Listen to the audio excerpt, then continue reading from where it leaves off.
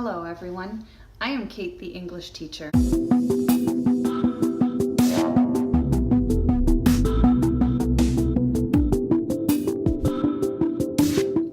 I am a local college English instructor here in Canada.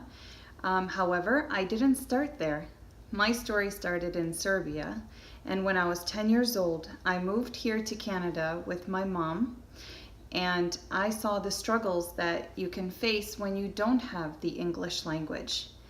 This is the reason that I have decided to do a series of English courses online to help people like you who are struggling with the new language. So what I would like to tell you first is my story. I came here when I was 10 years old and I started school right away. I didn't speak a lot of English. I had some basic English because I used to watch some English shows while I was in Serbia. Main one was Elf. He was a cutie pie. That was my favorite show. So the way that I have learned English was taking some English as a second language courses inside my grade school. But that didn't take too long for me to transition into regular courses. The reason that I am passionate about teaching English today is because I saw the struggles that other people in my family have gone through and some of my friends' families have gone through when they didn't speak the language. They couldn't get very good jobs and they were limited with their social life. However, after they went to a local college or they just practiced English in other places, and they had the good skills, they transitioned into having a better life. They started getting better jobs, they started feeling more confident about themselves, and they started going out and meeting new people from all sorts of countries. Now fast forward a few years later, I'm not going to say how many, now that my English is doing much better, I am actually teaching English as a second language at a local college here in Canada. My course is actually focused on academic purposes of English, so it is a little bit higher level than just English as a second language. However, I enjoy teaching my students because I see how much of a difference it is making in their lives. A lot of them come back to me and tell me that they have learned so much in our classes that they have gotten jobs, they have met some new people that they can socialize with in the English language, and they're no longer afraid to just get out there and live the life they want to live. So there are three kinds of people that I'm going to talk about who learn English. The first type of people are the people who want to learn English for traveling. Now, traveling is one of my favorite things to do, so I get it. When I went to Turkey a couple of years ago, I wanted to learn some basic phrases so that I can order my food in Turkish, so that I can ask for directions in the Turkish language. And those are some of the things that some people who go to Canada or the United States or even to England, they want to learn these phrases and words so they can just have the basic communication skills to communicate with waiters, hotel staff, and so on. The other type are people who are moving to a new country which has English as the main language. Now, obviously, they would need it for jobs, they would need it to socialize with others, and they would need it for school. And the third type are people who need it for job or school-related things. So, for example, a lot of Chinese students who work for big companies in China mainly just need English because they need to communicate with companies in North America.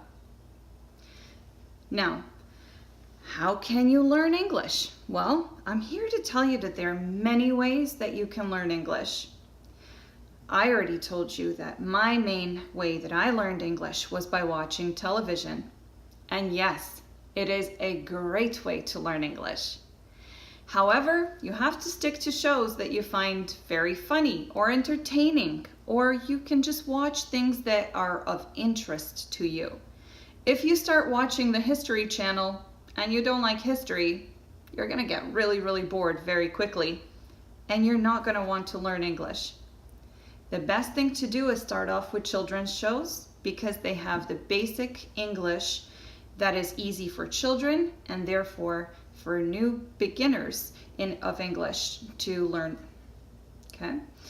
Now, while you are watching those shows that are interesting to you, try to turn on your closed captioning on your television or some kind of subtitles if you can, so that you can not only learn it by hearing it, but you can also learn it visually. This will enhance your learning experience because you are now using two parts of your brain instead of just one, and you can memorize and learn things better.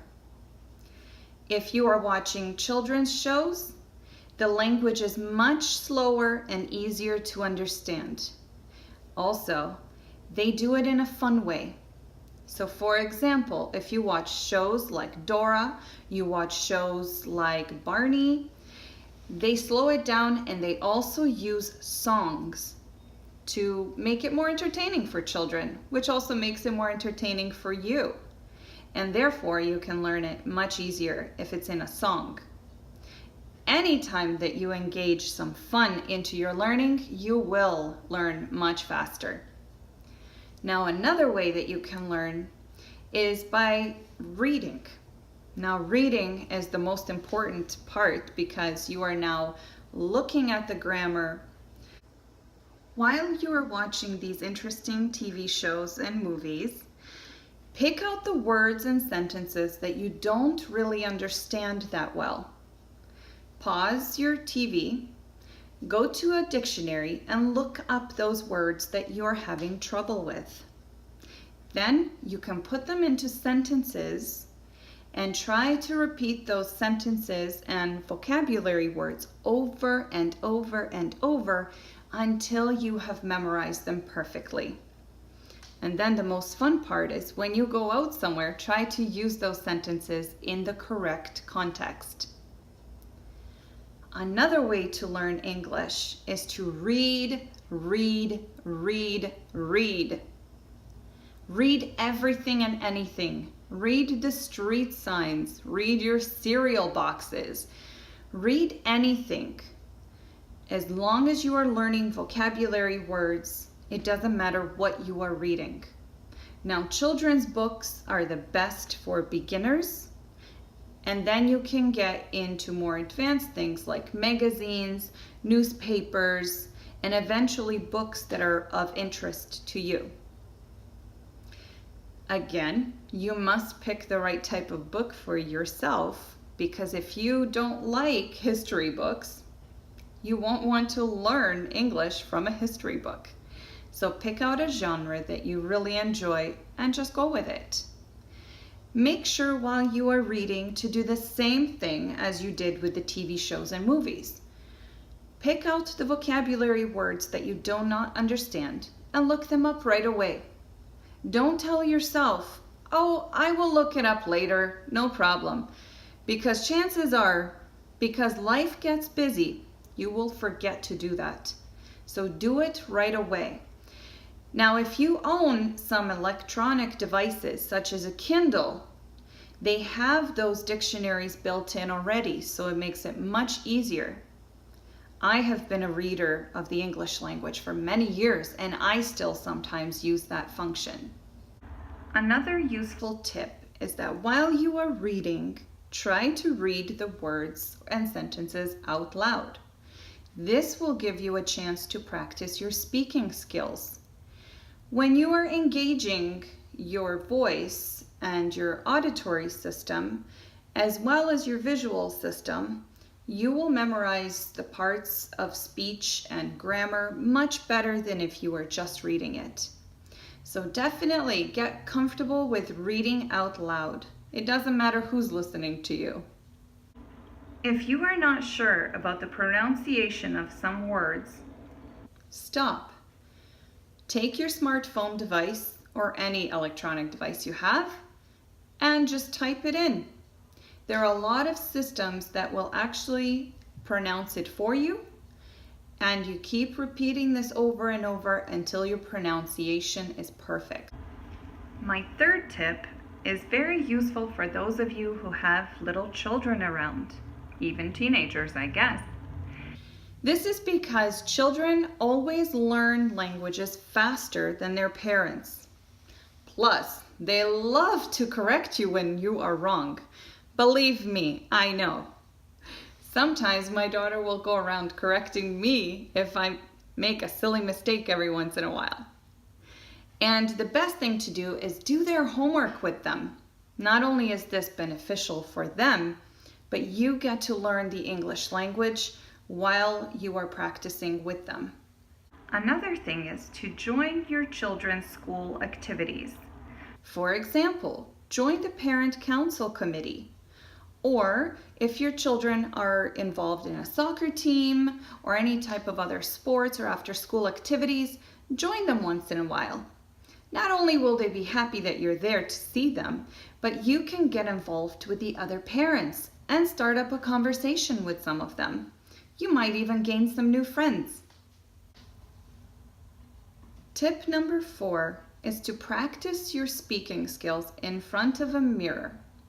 Another good way is to record yourself on some sort of an electronic device such as your smartphone, your iPad, and so on. And then watch yourself back. Watch for the mistakes that you are making and correct them. Once you correct them, repeat them over and over and over until they really stick in your memory. Then go out and practice with real people this time. This brings me to my 5th tip to learn English. Get out there. Get out there and talk to new people. Meet new people, talk to people you already know. Just practice your speaking skills with real people. Most of you are really shy because you think you will make mistakes while speaking, but that's all right because most people are open and friendly when talking to newcomers. They understand that this is not your first language. And most people are really kind and patient. And trust me, I know, because I was in your same shoes when I first came to Canada. And guess what? Most of the kids were really friendly and they wanted to learn everything about me just as much as I wanted to learn everything about them. So just get out there. Check out your local library or community centers because sometimes they offer programs for newcomers. Sometimes they're called talk circles. And you just go there about once a week and you sit with a group of people who are newcomers just like yourself and you talk about everything and anything. Plus you get to meet new people and gain some friendships out of it.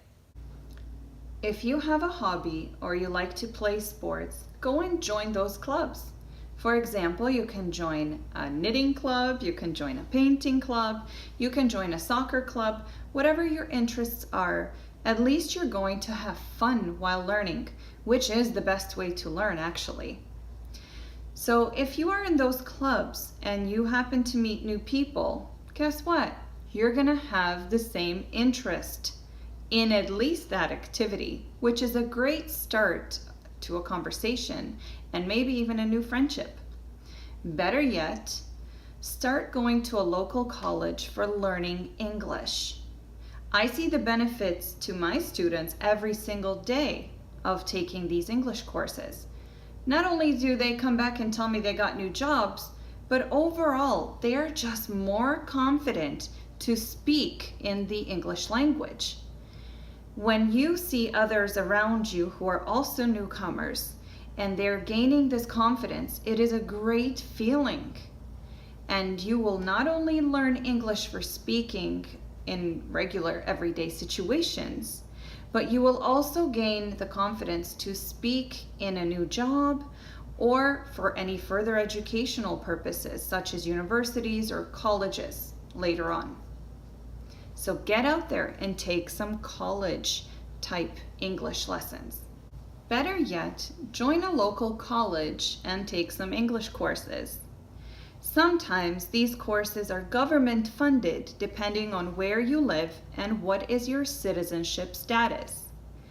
The best way to learn is in the college setting because it will further prepare you for the setting of a college and a university and the atmosphere so that you don't feel scared when you want to pursue further goals at a university or college.